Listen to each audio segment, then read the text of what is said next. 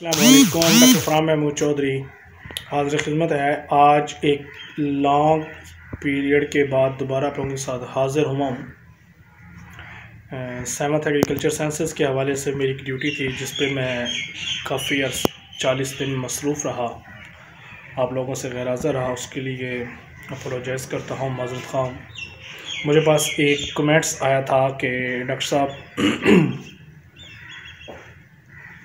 बकरे के जिस्म में इंजेक्शन लगाते हुए सुई टूट गई है, क्या उसका कोई नुकसान है या नहीं। वीडियो की तरफ जाने से पहले मेरे तमाम देखने वालों से गुजारिश है, अगर आप नए हैं तो मेरे चैनल को सब्सक्राइब करें, लाइक करें और दोस्तों के साथ शेयर करें। इंशाल्लाह आपको मेरे चैनल से ऐसे मुफीद मालूमात मिलती रहेंगी। तो वीडियो की तरफ चलते हैं। अगर सबसे पहले कोशिश की जाए कि सुई ना टूटे। इंजेक्शन लगाने वाला या तो माहिर नहीं है, अगर माहिर है तो फिर जानवर को सही तरह से कास्टिंग नहीं की गया, पकड़ा नहीं गया जानवर को, जिस वजह से वो सुई टूट गई है। तो उसके लिए जो सबसे बेहतर जो तरीका है कि जिस जगह पे आपने इंजेक्शन लगाया था वहाँ पे ब्लड निकलेगा, थोड़ा सा ब्लड ना निकले तो उसको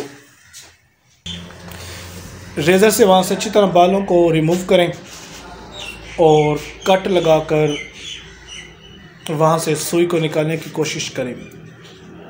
ये काम एक अच्छे प्रोफेशनल डॉक्टर से करवाना है, ख़ुद नहीं करना। सबसे पहले अगर आप ख़ुद भी करते हैं तो जानवर को अच्छी तरह बांधें मजबूती से। जिस जगह पे सुई अंदर टूटी है वहाँ पे कुछ एरिया के अंदर ज़ाइलोकैन इंजेक्शन या लिग्लोकैन इंजेक्शन आप वो थोड़ा थोड़ा लगाएं ताकि वो ज़ख़म का या वो एरिया उसका सुन्न हो जाए। फिर उसको एक सीज़र ब्लेड से कट देकर वहाँ से सुई निकालें। सुई लाजमी निकालनी है, सुई नहीं छोड़ेंगे।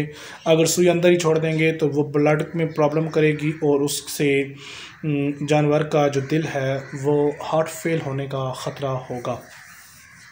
जैसे वो करें, अगर आपको वहाँ पे स्विचिंग करने का ज़रूरत पड़ गई या टांके लगाने पड़ गए हैं तो वहाँ पे सुई से टांके लगाएं।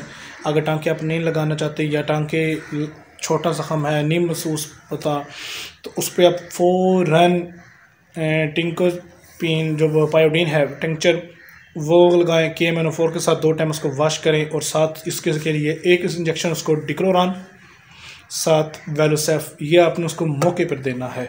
डिक्लोरान उसको दर्दों और बुखार और ज़ख़म के कीड़े से बचाएगा, इन्फेक्शन से बचाएगा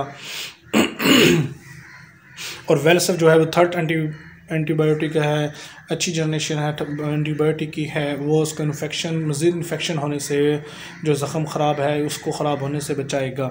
2 दिन के बाद आपने इसी इंजेक्शन फिर रिपीट करना है और इसके साथ आपने जो आयोमिक है वो अपने इंजेक्शन लगा देना है ताकि उन ज़ख़मों में पस ना बने, ज़ख़म जल्दी खुश्क हो जाए।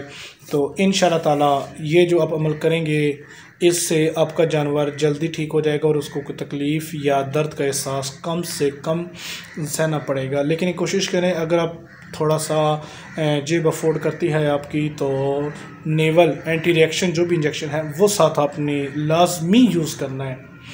हर बार इंजेक्शन में नेवल आप लाजमी यूज़ किया कि एट्रोपिन सल्फेट या नेवल, ये जो है इनको आप लाजमी करें। दोबारा सुन लें, सुन करें, कट लगाएं, सुई को बाहर निकालें। अगर कोई स्विचिंग लगने वाले हैं तो वहाँ पे स्विचिंग कर दें, नहीं तो KMNO4 के सपोर्टर बंद कर दें, पट्टी लगा दें, ये भी वेल एंड गुड है। नहीं तो उसे KMNO4 के साथ वॉश करें। वॉश करने के बाद उसको टिंक्चर पायोडीन के अंदर जैसे पट्टी लगाई जाती है वैसे बैंडेज करने के बाद उसको डिक्लोरान और वेलोसेफ आज मतलब ऑन द स्पॉट लगेगा और 2 दिन बाद फिर लगेगा और 2 दिन के बाद जो तीसरा इंजेक्शन उसमें ऐड करना है वो आयोमिक का करना है। इंशाअल्लाह ताला आपका जानवर की जो है वो ज़ख़म जल्दी ठीक हो जाएगा। दुआ में याद रखिएगा। डॉक्टर फरहान महमूद चौधरी, अल्लाह हाफिज़।